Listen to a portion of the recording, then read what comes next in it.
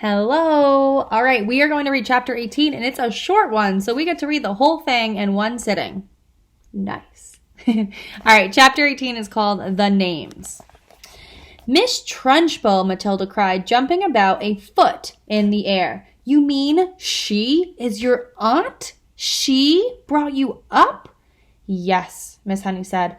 No wonder you were terrified, Matilda cried. The other day, we saw her grab a girl by the pigtails and throw her over the playground fence. You haven't seen anything, Miss Honey said. After my father died, when I was 5.5, she used to make me bath myself all alone, and if she came up and thought I hadn't washed properly, she would push my head under the water and hold it there.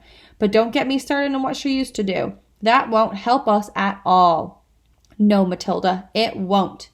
We came here, Miss Honey said, to talk about you, and I've been talking about nothing but myself the whole time. I feel like a fool. I am much more interested in just how much you can do with those amazing eyes of yours. I can move things, Matilda said. I know I can. I can push things over. How would you like it, Miss Honey said, if we made some very cautious experiments to see just how much you can move and push? Quite surprisingly, Matilda said. If you don't mind, Miss Honey, I think I would rather not.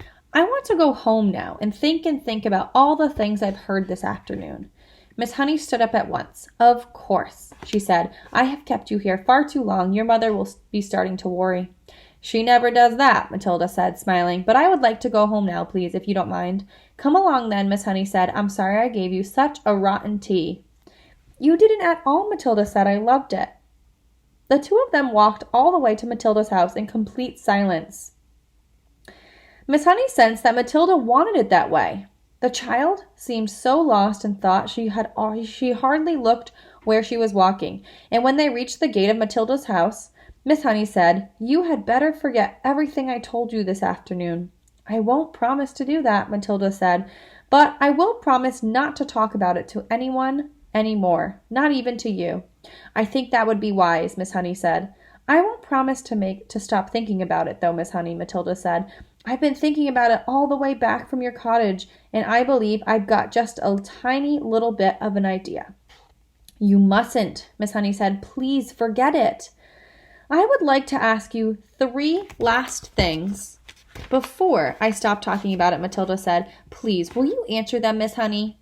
Miss Honey smiled. It was extraordinary. She told herself how this little snippet of a girl seemed suddenly to be taken charge of her problems, and with such authority, too. Well, she said, that depends on what the questions are.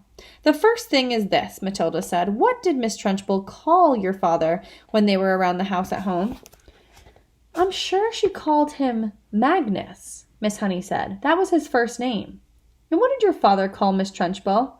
Her name is Agatha, Miss Honey said. That's what he would have called her.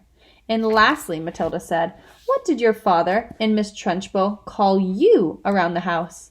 They called me Jenny, Miss Honey said. Matilda pondered these answers very carefully. Let me make sure I've gotten them right, she said. In the house at home, your father was Magnus, Miss Trunchbull was Agatha, and you were Jenny. Am I correct?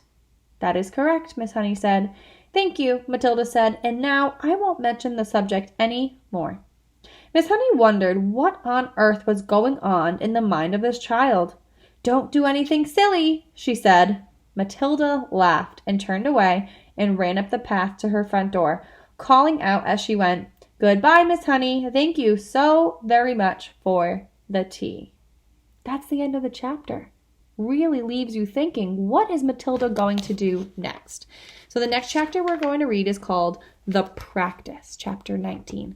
All right, we'll read that one tomorrow.